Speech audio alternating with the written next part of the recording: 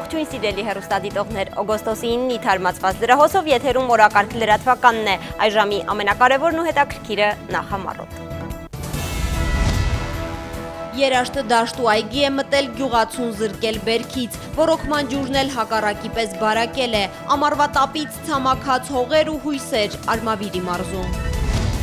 Շոքից արթնացած վարակ, որին փնթիությունը ձեռքից ձեռք է փոխանցում, 70 մարդ վարակված է, ինչ անել, որ կոքսակի բացիլները վրիպեն օրգանիզմից։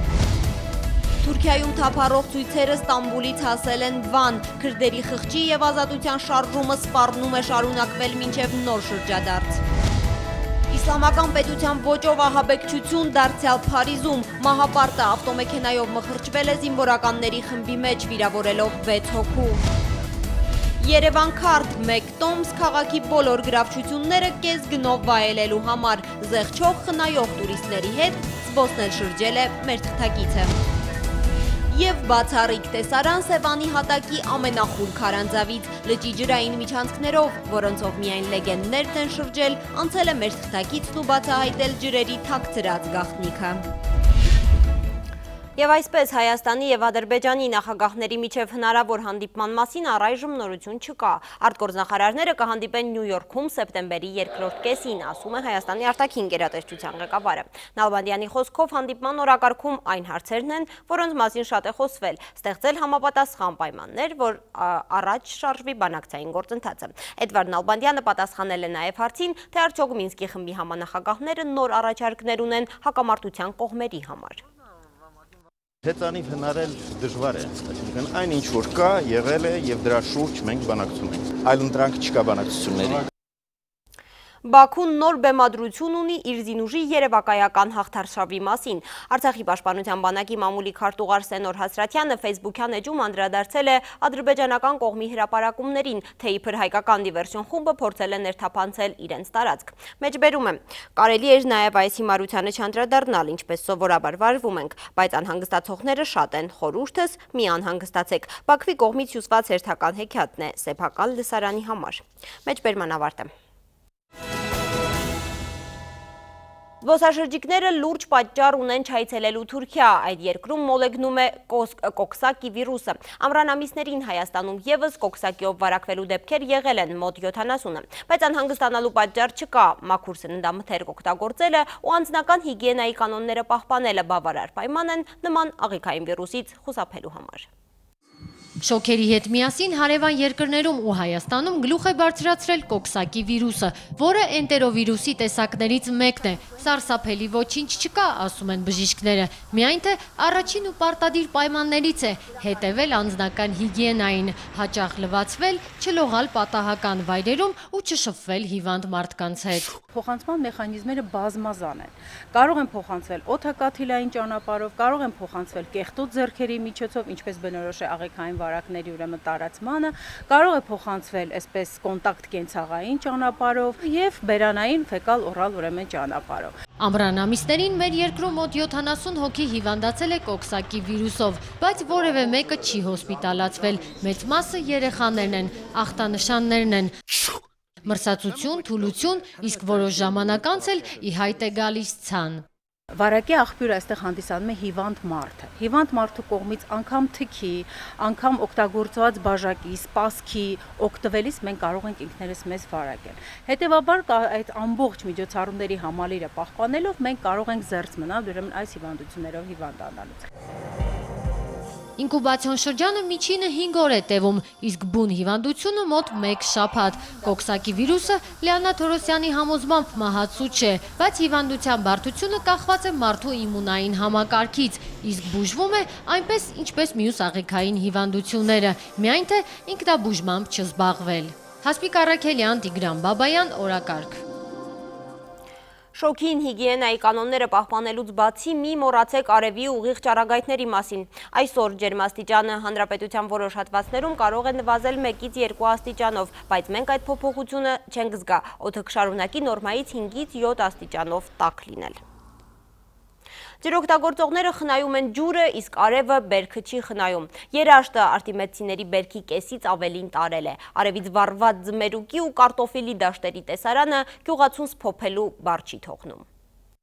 Կիզիչ արևը դաշտում աշխատել չի թողնում, առավոտյան ժամը 9-ին արտիմեցի բանջարաբույծները գործը չվերջացրած պատրաստվում էին տուն գնալ։ Եթե նախկինում աշխատում էին մինչև երեկո, ապա հիմա օրը նոր սկսած գործն ավարտում են։ Մի կերպ ենք աշխատում, շատ շոգ է, դժվարությունով,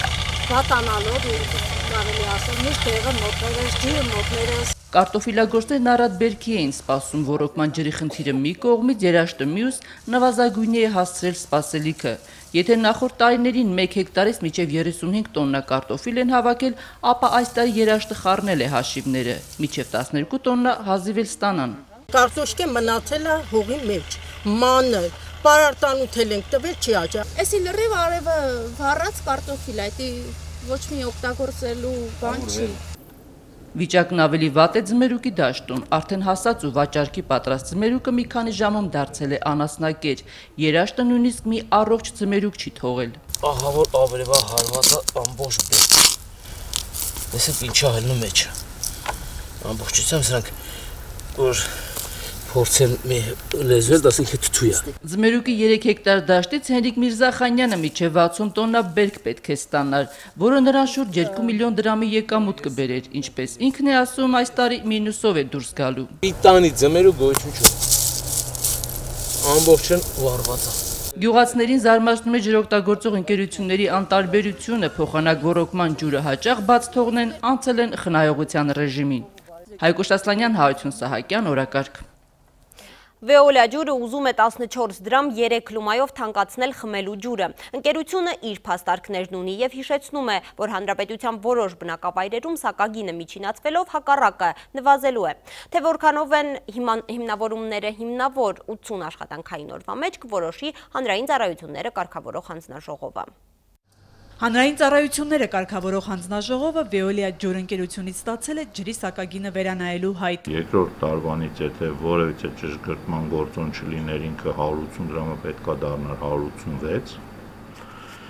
եւ 3 ճշգրտման գործոններով նաեւ փաստորեն 9 դրամ բարձրացնելու խնդիր կա։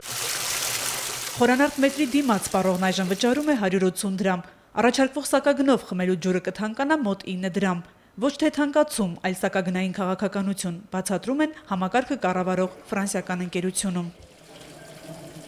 Մի գործոնը իրացող ջրաքանակի ծավալներն է, երկրորդ գործոնը էլեկտրաէներգիայի սակագների փոփոխությունն է,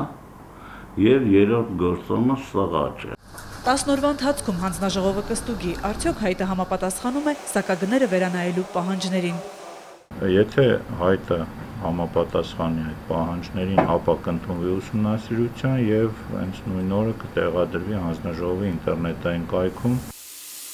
Veolia ջուրը սպասարկում է Երևանի եւ մարզերի 400-ից ավելի համայնք։ Մրցույթում հաղթած ընկերությունը պարտավորվել է բարձրացնել ծառայության որակը, խոշոր ներդրումներ կանի։ Եթե մայրաքաղաքի սպառողների համար այս հայտով ջուրը մոտ 9 դրամով թանկանում է, գյուղերում, հատկապես Արմավիրում, ջուրն էժանանում է։ Առաջիկա 3-4 տարիներին կգնա բարձրացման տենդենսը, նրանից հետո 2024 թվականից կսկսի նվազման տենդենսը։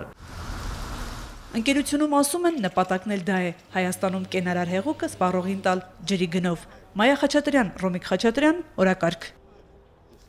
Գոշ լիճը վերադարձել է իր նախկին տեսքին, ապրիլին ահազանգ էր տարածվել, որ լճի ափի մոտ առանց համապատասխան թույլտվության մաքրման աշխատանք է արվում։ Տարածքի վարձակալ Վենդոր ընկերության իրականացրած աշխատանքները դադարեցվել էին, ընկերությունը պատասխանատվության էր ենթարկվել։ Բնապահպանության նախարարությունից օրակարգին հայտնեցին, որ լիճը բերվել է իր նախկին տեսքին, մաքրվել են նաև լճամերձ տարածքները։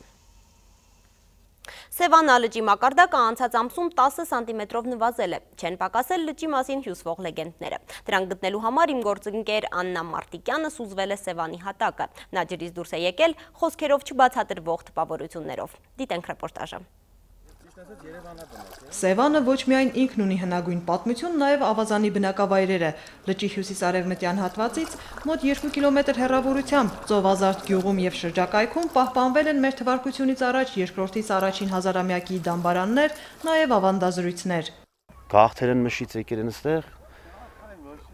Դե ժամանակ այստեղ էս ջալիքթում զաղա է եղել։ Ոնց որ քարանձավ լինի, թաքստոց է էլի, համապատասխան մարդիկ կոնկրետ վադալազներ պետք է լինեն, որտեղ կանան մտնեն ուսումնասիրեն, էլի մենք չենք կարող։ Սուզորդ Վահե Մելքոնյանն այս գործում օգնության է հասնում։ Լճի այս հատվածում ինչպիսի քարանձավ է, ինչ խորությամբ եւ դեռ ինչեր կարող է պատմել, բացահայտենք միասին։ Սուզվում ենք ծովազարցիների մատնանշած հատվածում, Սևանն այս անգամ բարեհաճ էր, ջուրը պարզ, մեզ հանդիպած ամենամեծ բնակիչը, Խեց գետինը իր տարածք մուտք գործելու համար նախ վրդովվեց, հետո հաշտվեց ու ճանապարհ ընկանք քարանձավը գտնելու։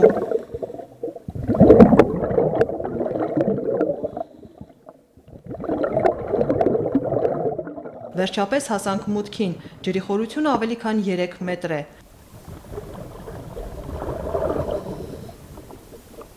Մուտքի քարերին սպունգանման գոյացություններ կան, ինչը կհետաքրքրի բուսաբաններին, իդեպ նման գոյացություններ կան նաև Սևանա լճի Բերդկունքի հատվածում։ Դեպի քարանձավ խորանալու համար լուսավորում են ստորջրյա լապտերները, քարանձավի վերևում թթվածնային բարձիկներ են, հայելի հիշեցնող, չափազանց տպավորիչ, որի գեղեցկությունը գուցե տեսախցիկը չկարողանա փոխանցել։ Վահեն ավելի քան 1000 անգամ սուզվել է Սևանում, բայց ամեն անգամ նոր տպավորություններով է ջրից դուրս գալիս։ Ամեն մի անգամ ինչ որ մի բան ես բացահայտում, չլինեն ինչ որ առարկայականներ, արդեն հենց ինքը մեր Սևանի գեղեցկությունը բացահայտում է։ Գտել եմ փայտից նավ, շատ են հանդիպում կժեր, քարե ինչ որ տարաներ, զանազան դիրեր, խարիսկներ նավերի, ոսկորներ, տարբեր խորությունները 2 մետրից մինչև 30 մետրի վրա, 35 մետրի վրա։ Քարանձավի մասին ավանդազրույցներ լսած ծովազարցիները ափին սպասում էին, ջրում թաքնված գեղեցկության ականատեսներին։ Աննա Մարտիկյան, Տիգրան Բաբայան, օրակարգ։ Մյուս թեման, Վերին Լարսի վրացական կողմում ավտոմեքենաների կուտակումներ չկան, Ստեփանցմինտալ Լարս ավտոճանապարհը բաց է տրանսպորտային բոլոր միջոցների համար։ Մեքենաների կուտակումներ են առաջացել Լարսի սահմանային անցակետի ռուսական կողմում, այս խնդիրը կարգավորելու ուղղությամբ աշխատում են։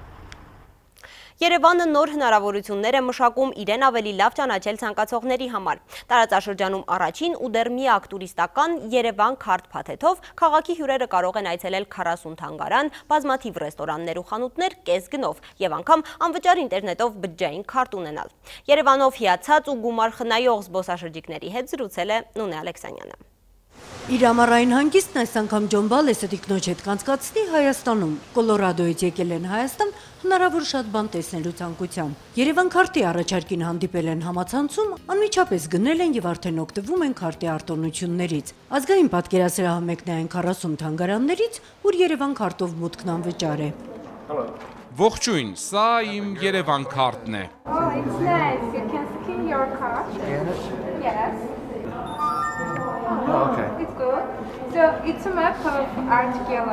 Ահա պատկերասրահի քարտեզը։ Դուք կարող եք այցելել ցանկացած սրահ։ Սա էլ ձեր տոմսը։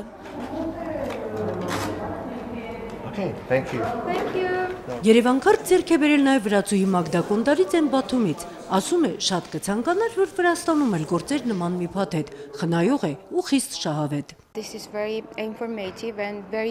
Չափազանց օգտակար է եւ ինֆորմատիվ զբոսաշրջիկին անհրաժեշտ ցանկացած տիպի եռալեզու տեղեկատվություն կա։ Քարտին կցված քարտեզն ու ուղեցույցը նշում են ոչ միայն մետրոյի կայարանները, այլև քաղաքային երթուղիների համարները։ Էլ չեմ խոսում խնայողական էֆեկտի մասին։ Ես խնայեցի նախատեսած գումարի մոտ 40-50%-ը։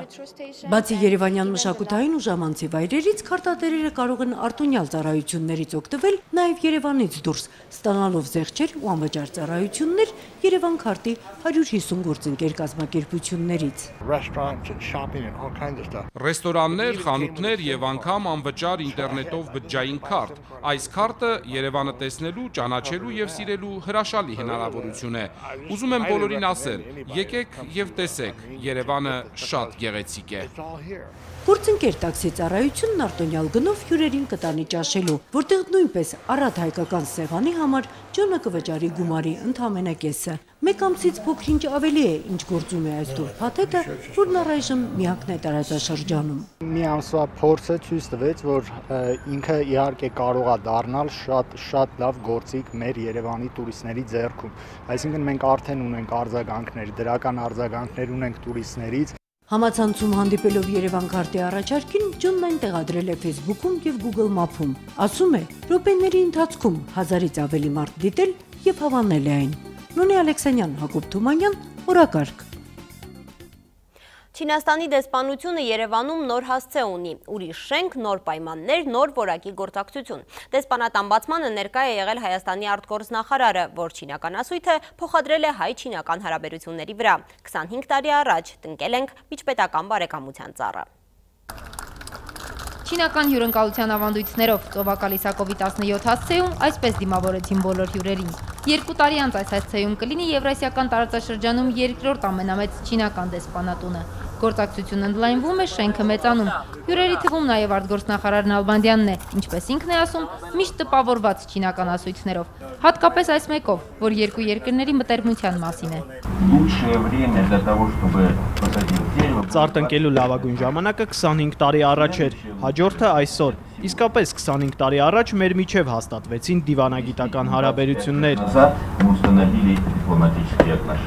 Այսօր եւս մեկ քար է դրվում այդ բարեկամության հիմքում։ Դեսպանատան նոր շենքի նախագիծն արվել է Չինաստանում, կաշխատեն հայ ու չին վարպետներ։ Ուզում են Հայաստանի ամենամեծ դեսպանատունը լինի։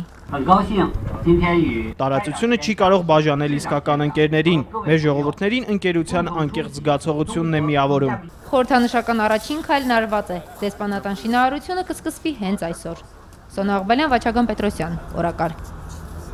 Չինաստանում տեղի ունեցած երկրաշարժից տուժածների թիվը մեծանում է, զոհվել է 19 մարդ, որոնցից 6-ը զբոսաշրջիկ, վիրավորվել է մոտ 250-ը։ 7 մագնիտուդ ուժգնությամբ երկրաշարժը Սիչուան նահանգում քանդել է ավելի քան 20,000 տուն, մոտ 40,000 մարդ տարհանվել է աղետի գոտուց։ Հետևանքների վերացման աշխատանքին փրկարարներից բացի մասնակցում է 4000 զինվոր։ Փլատակների է վերածվել 2000 մարդ տեղավորող հյուրանոցը, որտեղից հաջողվել է դուրս բերել ընդամենը 500-ին։ Ենթադրվում է, որ այդ եւ մյուս շենքերի փլատակներում դեռ մարդիկ կան, չի բացառվում, որ տուժածների եւ զոհերի թիվը շարունակի մեծանալ։ Փարիզի Լևալուա Պերե արվարձանում անհայտ անձը ավտոմեքենայով մխրճվել է զինվորականների խմբի մեջ, վիրավորելով 6 մարդու։ Ոստիկանները համոզված են, որ հարձակումը կանխամտածված է եղել։ Հանցագործը սպասել է զինանոցի մոտ, մինչև զինվորականները այնտեղից դուրս գան, ապա մեքենան ուղղել է նրանց վրա։ Դեպքի վայրը այժմ շրջապատված է, իրավապահները որոնում են հարձակվողին եւ նրա ավտոմեքենան։ Վերջին շրջանում եվրոպական երկրներում հարձակումները ավելի հաճախ իրականացնում են միայնակ ահաբեկիչները։ Ֆրանսիայում անցած 2 տարում ահաբեկչությանը զոհ է դարձել 230 մարդ։ Թուրքիայում բռնարարքների նոր չլսված ալիք է սկսվել։ Փաստաբաններին ձերբակալված ցուցարարներին պաշտպանելու համար մի քանի տարով զրկում են գործով զբաղվելու լիցենզիայից։ Եվ չնայած անընդհատ դարձած բախումներին ոստիկանների հետ, ընդդիմությունը չի պատրաստվում լքել փողոցները։ Քրդամետ ժողովուրդների դեմոկրատական կուսակցության ցույցերի շարքը շարունակվում է։ Դիարբեքիրից եւ Ստամբուլից հետո ցույցերի հաջորդ կանգառը Վանն է։ 3 մեկնարկած քայլերթին կրկին միջամտել է ոստիկանությունը, ձերբակալվել են ցուցարարներ։ Ոստիկանները խոչընդոտել են նաեւ լրագրողների աշխատանքը, նրանց թույլ չտալով մուտք գործել այգի։ Ժողովուրդների դեմոկրատական կուսակցության Վանի падգամավոր Բեդիա Özgürkçen ընթերցել է կուսակցության համանախագահ Yüksek Dağ-ի բանտից ուղարկված ուղերձը։ Դիարբեքիրից Ստամբուլ ու Վանից մինչև Իզմիր ձեռք-ձեռքի տված մեր ժողովուրդը ժողովրդավարության կոչով դեպի արդարություն գնացող ճանապարհ է բացանելու։ Հավատում եմ, որ Վանում ժողովրդի շնորհիվ խղճի ու ազատության մեր շարժման մեջ մի նոր շրջադարձ կլինի։ Եվս մեկ անգամ տեսանք, որ մեր ձայնը փորձում են լրացնել, սակայն նրանք հաշվի չեն առնում, որ խղճի եւ արդարության մեր շարժումը չեն կարող այլևս կանգնեցնել։ Ցուցարարները մտադիր են այգում նստացույցը շարունակել մինչև օգոստոսի 14-ը։ Ընդդիմության ակտիվացման հետ ավելանում են էրդողանական ճնշումները։ Արդարադատության նախարարությունը հրահանգել է գյուլենականության եւ ահաբեկչության օժանդակելու մեղադրանքով ձերբակալվածների դատապաշտպաններին զրկել մասնագիտությամբ զբաղվելու իրավունքից առնվազն 2 տարի ժամկետով, քանի որ նրանք այլևս անվստահելի են։ Այս արգելքը սպառնում է հազարավոր փաստաբանների։ Լիլիթ Մուրադյան, օրակարգի համար։ Թուրքիան Սիրիայի եւ Իրաքի հետ սահմանին պատ կառուցելուց հետո որոշել է պատնեշվել նաեւ Իրանից 144 կիլոմետր երկարությամբ եւ 3 մետր բարձրությամբ պատով։ Դեռևս մայիսից օրակարգ մտած ծրագրի նպատակը ըստ նախագահ Էրդողանի արգելափակելն է ահաբեկչական խմբերի մուտքը Թուրքիա։ Իրանը հայտարարել է, թե դրական է գնահատում սահմանային անվտանգությանը նպաստող յուրաքանչյուր քայլ, նույնիսկ պատրաստ է օգնել Թուրքիային պատի շինարարությունը ավելի արագ ավարտելու համար։ Իրանի շահագրգռվածությունը այս հարցում պայմանավորված է ոչ միայն սահմանը անօրինական հատող թուրքերի հոսքը կանգնեցնելու, այլև հարյուրավոր տոննաներով ապօրինի ապրանքի մուտքը երկիր կանխելու համար։ Վաշինգտոն-Փհենյան դիմակայությունը ավելի սպառնալից է դառնում։ Հյուսիսային Կորեայի առաջնորդ Կիմ Չեն Ինը հայտարարել է, որ հարկ եղած դեպքում կհարվածի Գուամ կղզու ամերիկյան ռազմաբազաներին։ Ավելի վաղ Միացյալ Նահանգների նախագահ Դոնալդ Թրամփը զգուշացրել էր, որ եթե Փհենյանը սպառնա իր երկրին, կբախվի այնպիսի կրակի ու ցասման, որ աշխարհը չի տեսել։ Այս փոխադարձ հոխորտանքները անհանգստացրել են Գուամի բնակիչներին։ Կղզու նահանգապետը շտապել է հանգստացնել, չնայած Հյուսիսային Կորեայից հնչող ահաբեկումներին, ըստ նրա Գուամի անվտանգությանը ոչինչ չի սպառնում։ Բուլղարիայի Բլագոևգրադ քաղաքում մաթեմատիկական միջազգային ուսանողական օլիմպիադային Հայաստանի թիմերը 6 մեդալ են նվաճել։ Մեր հաջորդ ռեպորտաժի հերոսները նրանք են, որոնք հեշտ գլուխ են հանում դժվար խնդիրներից։ Մոսկվայի, Բոնի, Բարսելոնայի եւ այլ եվրոպական համալսարաններին գերազանցած ԵՊՀ թիմը վերադարձել է նոր ռեկորդով։ Բուլղարիայում անցկացվող միջազգային մաթեմատիկայի օլիմպիադայում նրանք գրավել են 7-րդ հորիզոնականը, մասնակից 71 համալսարաններից։ Մեդալների թիվն էլ տպավորիչ է։ Նախորդող 10 տարիներին ընդամենը 2 ոսկե մեդալ են կարողացել ձեռք բերել, իսկ այս տարի եւ նախորդ տարի յուրաքանչյուրում 2-ական ոսկե մեդալ ենք բերել։ Ալբերտը երկրորդ տարին անընդմեջ ոսկի մեդալի է արժանանում։ Անհատական ցուցակում նա 330 մասնակիցների մեջ զբաղեցրել է 15-րդ հորիզոնականը։ Նախորդ ռեկորդը 36-րդ հորիզոնականն էր։ Ում էր պատկանում։ Ինձ։ Պետքա պարապել, պետքա ինքնակրթվել, պետքա զարգանալ, ու այդ դեպքում սովորաբար արդյունք լինում է։ Տղաները արդեն ժպիտով են հիշում օլիմպիադայի դժվարությունները։ Մասնակիցներից Վազգենը նշում է, առաջին օրը դժվարացել էր, երկրորդ օրը որոշել էր այնպես գրել, որ ոսկուն արժանի լինի։ Լարված պահերից էր վճռորոշ թղթի կորուստը, որ հաստատում էր բողոքարկման արդյունքում բարձրացված միավորները։ Ինչ-որ ժամանակ մանեկանք ու գտանք այդ թուղթը, արդյունքում ԵՊՀ-ն 9-րդ տեղից օֆիցիալ դարձավ 7-րդ տեղը։ Մասնակիցները վստահ են, սա ամբողջը չէ, որ կարող են։ Մյուս տարի բարդ խնդիրներն ավելի հեշտ են լուծելու եւ ավելի բարձր ցուցանիշներ գրանցելու։ Մուշեղ Իսախանյան, Տիգրան Բաբայան, օրակարգի համար։ Այսքանը օրակարգը կամփոփենք երեկոյան 9-ին, բայց չթողնեք։